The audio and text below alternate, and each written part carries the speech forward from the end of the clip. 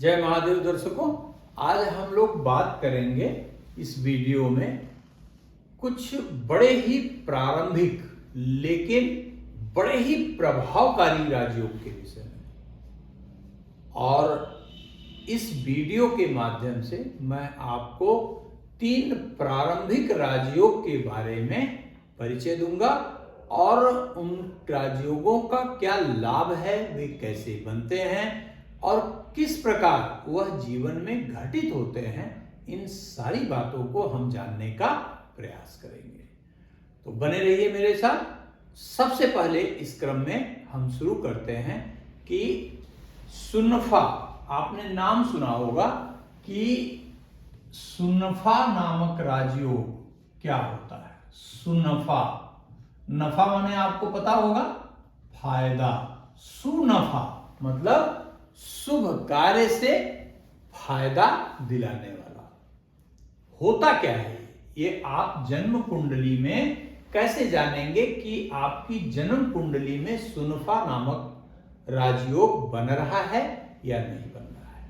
तो ध्यान से सुनिए दर्शकों, जब आप अपनी जन्म कुंडली देखें, बल्कि आप अपनी जन्म कुंडली खोल लें, सबसे पहले आपको देखना है कि चंद्रमा नामक ग्रह कहां है। मैंने यहां चंद्रमा लग्न में दिखाया है। ये चंद्रमा कहीं भी हो सकता है, द्वादश भाव में कहीं भी चंद्रमा हो। यदि चंद्रमा से एंटी क्लॉकवाइज दिशा में आप चलिए, अर्थात इस दिशा में जैसे गणना की जाती है, मान लीजिए हमने 1 के बाद 2, 3, 4, हमेशा जो होरोस्कोप कास्ट किया जाता है उसमें काउंटिंग एंटी क्लॉकवाइज की जाती है। 1 2 3 4 5 6 7 8 9 10 11 12 कर दिया। अब मैं जो आपसे कह रहा हूं कि जन्म कुंडली में कहीं भी चंद्रमा हो, मान लीजिए चंद्रमा यहां है या किसी व्यक्ति का चंद्रमा यहां है, मान लीजिए किसी व्यक्ति का चंद्रमा 6वें घर में है, तो चंद्रमा से एंटी क्लॉकवाइज दिशा में जस्ट चंद्रमा के बाद यदि सूर्य, राहु और केतु, इन 3 पापग्रह के अतिरिक्त, ध्यान रखिएगा, चंद्रमा के ठीक बाद जो घर है उसमें यदि सूर्य, राहु और केतु के अतिरिक्त कोई भी ग्रह है, अर्थात और कौन से ग्रह बचे, मंगल हो, बुध हो, बृहस्पति हो, शुक्र हो और शनि हो।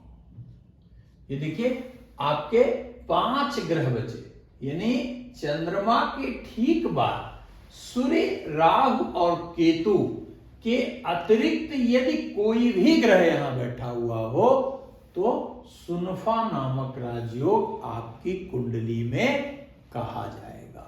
इसमें कोई भी संशय नहीं है।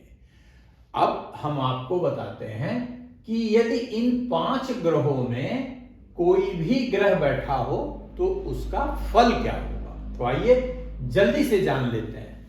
यदि चंद्रमा के बाद मंगल बैठा हुआ है तो मंगल से सुनफा नामक राजयोग उस जातक की कुंडली में पाया जाएगा। मंगल के बैठने का अर्थ क्या है कि यह व्यक्ति अपने पराक्रम के द्वारा, अपने अनुशासन के द्वारा, अपने आत्मविश्वास के द्वारा, अपनी ऊर्जा के द्वारा, अपने चुनौतीपूर्ण कार्यों को करने का स्वभाव के कारण यह व्यक्ति राजयोग को उपलब्ध होगा, अर्थात जीवन में सभी सुखों को प्राप्त करेगा और भौतिक सुखों से सदैव परिपूर्ण होगा।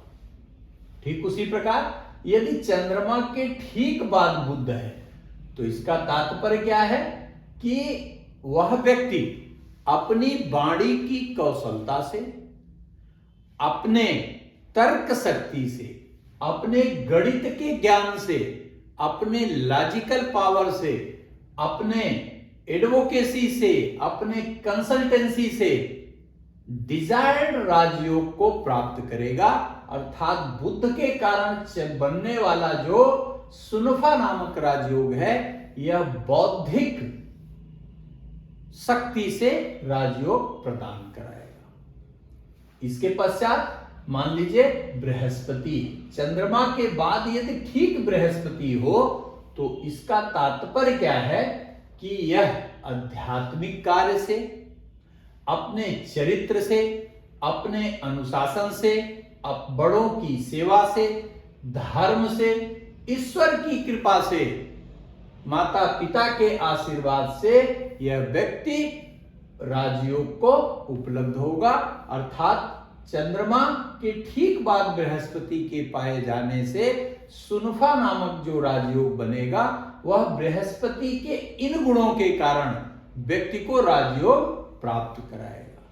और यदि चंद्रमा के ठीक बाद शुक्र नामक ग्रह हो तो इसका तात्पर्य क्या है कि जो सुनफा नामक राजयोग बनेगा वह बुद्ध की कुशलता, एक्टिंग, संगीत, म्यूजिक, मॉडर्न फैशन से संबंधित कार्य को करने में, कॉस्मेटिक से संबंधित, नृत्य कला से संबंधित, किसी की मिमिक्री से संबंधित, किसी भी प्रकार के अर्थात कलात्मक कार्य, संगीत से संबंधित कार्य, सौंदर्य से संबंधित कार्यों से राजयोग को उपलब्ध करेगा।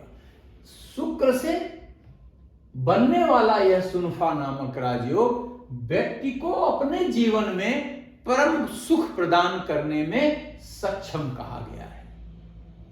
यदि चंद्रमा के ठीक बाद शनि नामक ग्रह की उपस्थिति हो तो ऐसा व्यक्ति अपने कठिन परिश्रम से अपने लक्ष्य को प्राप्त करने में सफल होता है। यह व्यक्ति निश्चित रूप से अपने बचपन में संघर्षों से गुजरता है, लेकिन अपने अनुशासन, कर्तव्य निष्ठा और बौद्धिक तेज से हर विकट स्थिति को पार करते हुए राजयोग को उपलब्ध होता है।